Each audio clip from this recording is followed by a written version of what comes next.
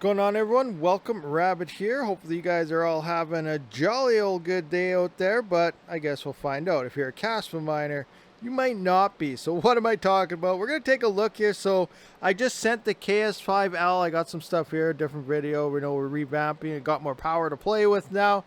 But I sent the KS5L away, and it's so quiet down here. I don't even recognize my own mining farm. Like, all I have here, I got the CPUs happening there. I got a bunch of CPUs over there. My GPUs are kind of hanging out on the floor. But over here on the Sturdy app now, we can see I'm only using 960 watts. So I can go up to 5,800 watts. Well, 57 technically, but maybe we could push 58, 6,000 there. So I got a bunch of power to play with. So I was going to turn on, a couple ASICs. I might be sending this X5 away as well for hosting over to metered mining there. But these things are not profitable anymore. I was going to turn on some KS1s and some KS2s just to get a little more Kaspa while the KS5L is in the mail. And I was like, went to check the profitability, and I almost fell to the floor. These things are now in the negative at 12-cent power. And 12-cent power is actually pretty good compared to the majority of people that are paying 15-cent plus, which is the average power price in the United States. Now, I am in Canada, but I convert my Canadian price over to USD. And depending on the power I use, I might actually be now at 10.5 cents, 11 cents here, because I did send 3,400 watts away. So I might be a little under 12 cents now. So that's a bonus here, but I want to check it out. And yes, the KS1s, KS2s are no longer profitable based on their hash rate and power consumption. In a future video, I do actually want to put in PB Farmer firmware, which is, I guess, already installed on these things. That is the best firmware for your Kaspa miners out there, in my honest opinion. But I want to be able to tweak this, because with PB Farmer firmware, you can adjust your clock speeds, so I guess your chip speeds here, as well as your voltages. And this thing doesn't really want to focus sometimes on me. Why is that? Probably because they're so full of dust. I should probably clean them off also here, seeing how they're down.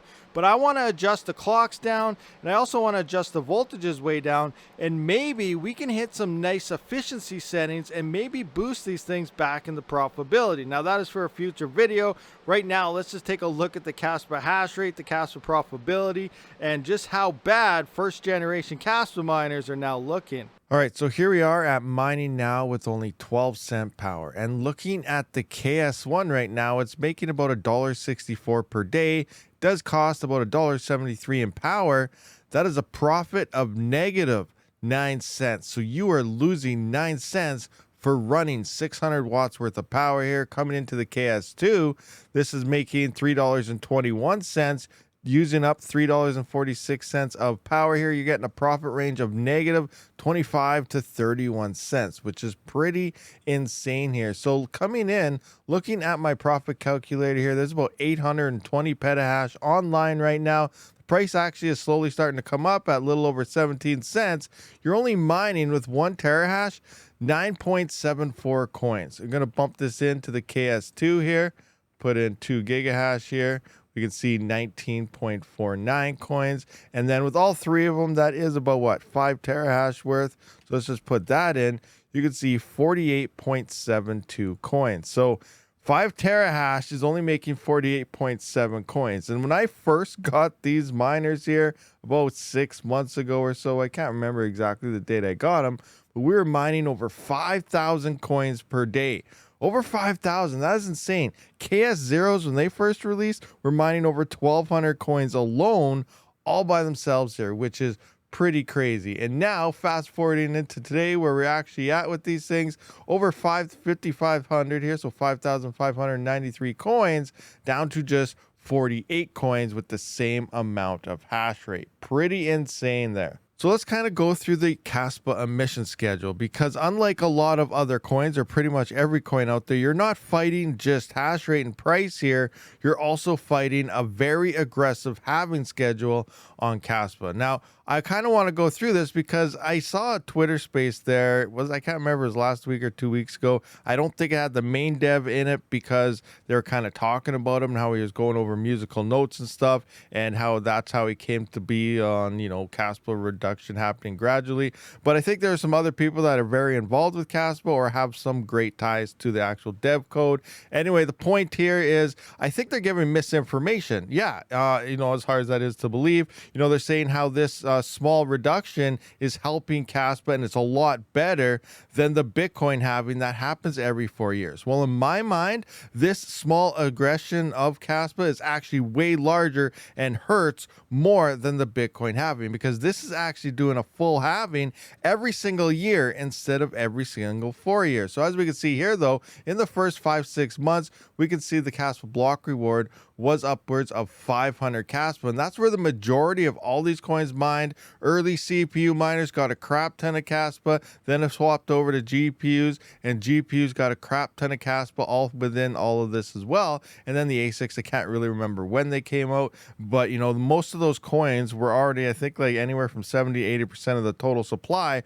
was already mined before any ASIC was even online. So all the coins are in GPUs and CPU miners' hands. But moving forward to now, this aggressive halving schedule is way worse than a 4-year Bitcoin halving schedule, because looking at January 1st of 2024, we can see the block reward is 138. Now, if I divide that by 2, that's about 69. So let's look forward 1 year here. So January of 2024, we're looking for January of 2025 to see 1 year halving schedule would put this at 69 per block only. And here we can see January 6th, exactly 1 year later, 69.29. So in 1 year's time, it does a full halving. It just does so in chunks every single month. And it is felt every single month, especially with all this major hash rate really starting to hit. So I think this is actually worse long term. Now, the only thing that could really save this is one, obviously massive price pump. Will that happen? I don't know, because we're coming close to the end of the emissions here in terms of really big mining rewards. It will last all the way into upwards of, wow, where is it? It's still going to last for a long time, 2037 until the final reduction here. But you can see we're under 1 Kaspa for a long time between that. So it's going to be interesting, even looking into the next bear market here, guys, which will probably happen around the end of 2026, as I think is when we're probably going to see the low on Bitcoin. And then 2027, 2028, and most of 2029 is all going to be bear market stuff. You can see our rewards are 18, 17, 16. We're under 10 Kaspa at this point through the next bear market. So it's going to be interesting to decide how well is this going to do long term. A lot of people saying Kaspa is the next Bitcoin. They're trying to be the one currency to run everything type of thing. I really think it's still an altcoin until it proves itself otherwise. And that point, it'll run under altcoin season. It could just be a quick pump and dump and be over with. So it's going to be very interesting to see how it plays out. Hopefully I'm wrong and Kaspa proves to be a main core coin. But until it actually proves itself, we do have KRC20 tokens there.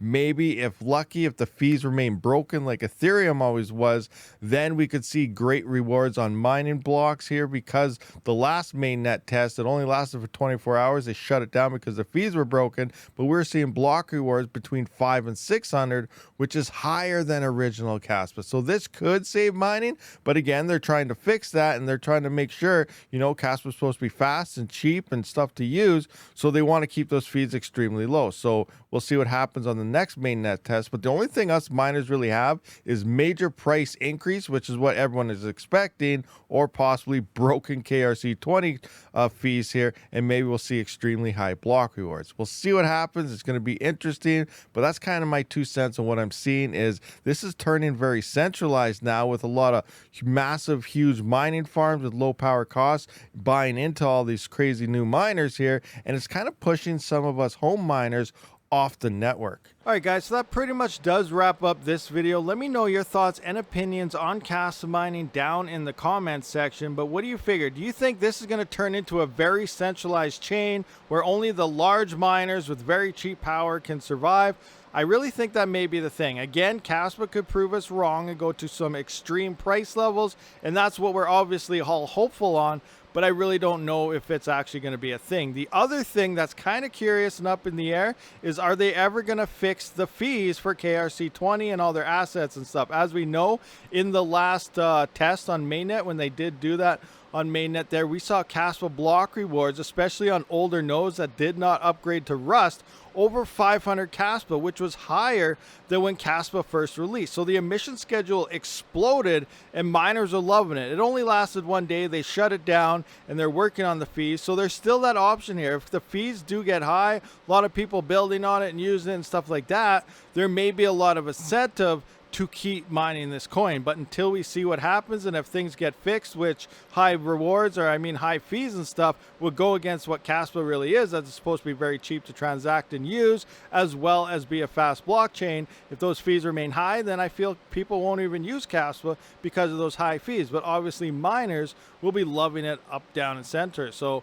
we'll have to wait and see what happens, guys. The future of Kaspa is really up in the air. I really don't know which way it's going to go. Hopefully it's for the better and for the best, but right now it's undecided. So thank you for watching. I'll see you on the next one.